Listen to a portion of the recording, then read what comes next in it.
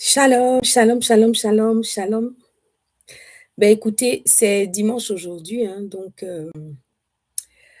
il est important de pouvoir partager sur un thème qui m'importe, pas peu bien sûr. Un thème, c'est bouger en silence et choquer par la discipline.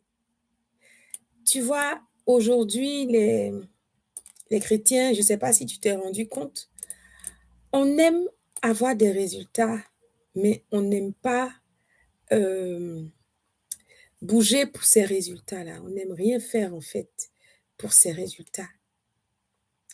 Alors, moi, ce que je voulais dire, en fait, je voudrais nous interpeller en tant que chrétiens sur certains aspects. Le bruit ne crée pas l'impact. Le bruit ne crée pas l'impact. C'est la preuve qui crée ton impact. Tu sais, si tu n'as pas de, si tu n'as pas de preuve, la, les gens, ils ne te croient pas. Ils ne croient pas ce que tu avances, en fait. Et on aime beaucoup parler beaucoup, quoi, en fait. Quand tu as des projets, quand tu as des choses importantes, tu aimes beaucoup en parler. Tu aimes beaucoup te vanter. Tu te dis, mais qu'est-ce qu'ils peuvent me faire? Ils ne peuvent rien me faire. De toute façon, Jésus me protège. Jésus est avec moi. Mais en fait, c'est pas ça la sagesse. En tant que chrétien, on doit apprendre à se taire. Il faut se taire, il faut garder un peu les secrets. C'est pas parce que tu vas exprimer ta chose que elle ne va pas se réaliser. Mais en fait, fais preuve un peu de sagesse, fais preuve un peu de parcimonie dans tes propos. Tu vois, le bruit ne crée pas l'impact. Moi j'aime bien euh, faire les choses en sous-marin et ensuite ça sort. Mais imagine-toi que tu as fini de dire ta chose, tu as fini de proclamer sous tous les toits que je vais voyager, je vais faire ci, je vais faire ça, et puis tu finis par ne pas voyager. Comment tu réagis? Mais ça fait honte. Ça fait honte. Tu n'as pas besoin de faire des annonces publiques. Il ne faut pas annoncer les choses. Il faut les structurer. Il faut t'organiser pour qu'elles puissent arriver à maturité. Alors, le monde aujourd'hui est cruel, tu vois. Ce monde est cruel, il ne récompense pas les intentions, mais il récompense les résultats. Encore une fois, en tant que chrétien, on doit être des gens qui ont du résultat. Ça ne doit pas être au bas, en fait. On attend des choses concrètes. On attend des choses qui, qui sont des preuves. Voilà. On parle ici de preuves irréfutables. Vraiment, je voudrais qu'on puisse revoir nos copies en tant que chrétiens et qu'on puisse réaliser que la bouche qui parle trop ne manque de péché. La bouche qui parle trop ne manque de péché. Tu sais, le silence, c'est une force spirituelle. Apprendre à se taire, c'est une force spirituelle. En fait, c'est pas la peur. C'est pas parce que tu te tais que tu as peur. Non.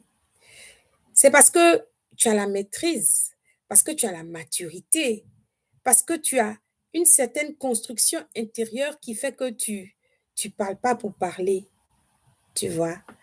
Donc, je t'encourage à respecter ce silence-là, ce silence devant tes projets, ce silence devant ce que tu fais, parce que trop parler est synonyme de faiblesse. Tu n'es pas sûr de toi.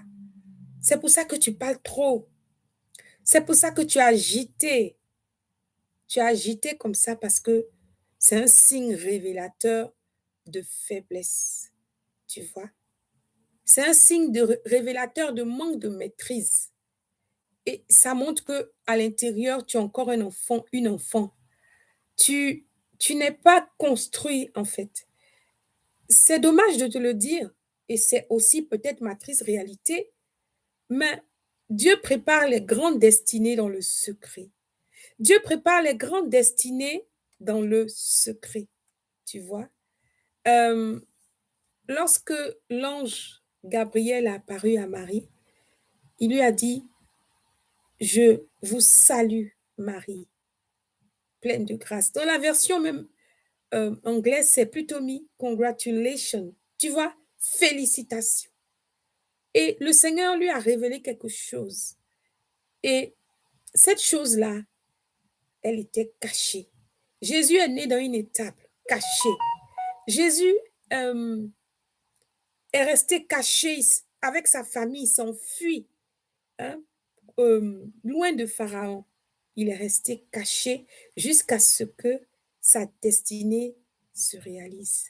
Mais toi, pourquoi tu aimes dire tes choses? Pourquoi tu aimes ne pas cacher tes choses? Dieu prépare les grandes destinées dans le secret. Alors, aujourd'hui, il y a des choses que tu n'arrives pas à réaliser. Il y a des choses que tu n'arrives pas à faire parce que tu as trop parlé. Et tu vas dire, ah, Dieu ne me parle pas. Tu vas dire, ah, Dieu ne fait pas pour moi, mais ce n'est pas vrai. C'est toi qui as crevé cette destinée-là. C'est toi qui as percé ce secret avec ta bouche. Tu vois, la bouche, là, elle fait, elle défait. Elle a l'habitude de fermer ta bouche sur tes choses, sur tes projets, jusqu'à ce que le Saint-Esprit les mette à jour. Au grand jour, je veux dire. Parce que s'il les met au grand jour, ça veut dire qu'on doit savoir. Tu n'as pas besoin d'annoncer. Les choses qui sont mises au grand jour par le Saint-Esprit elle-même là, elles s'annoncent. Je t'exhorte à rester discret. Je t'exhorte à prendre le silence comme une force spirituelle. Je t'exhorte à ne pas faire du bruit parce que ça ne crée pas l'impact. Mais c'est la preuve qui crée de l'impact. Je te dis, shalom, c'était le petit partage. Fania, que je suis, dis bien de choses à toute ta famille, te dis aussi bien de choses. Restons unis dans le Seigneur et cherchons à grandir en stature et en intelligence. Il ne s'agit pas seul des enfants qui ont besoin de grandir en stature et en intelligence. Shalom.